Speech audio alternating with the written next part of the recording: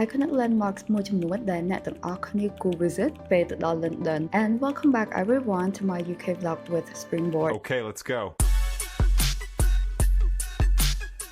First stop របស់យើងគឺ Houses of Parliament and Big Ben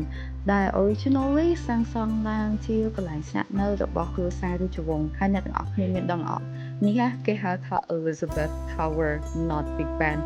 នេះបានហៅថា Big Ben អាខ្លកហ្នឹងណាអ្នកអរគ្នាមកណាបាន Big Ben កន្លែងមួយទៀតដែលអ្នកទាំងអស់គ្នាអត់គួរមើលរំលងសោះហ្មងគឺ Buckingham Palace ដែលម្ដងសប្តាហ៍នេះគឺជាកន្លែងស្នាក់នៅរបស់ British Monarch. Another iconic landmark គឺ London Eye បើតាមខ្ញុំដឹងជិះមកជុំហ្នឹងប្រហែលជា30នាទីអីហ្នឹងហើយ fun fact London Eye ហ្នឹងគឺមាន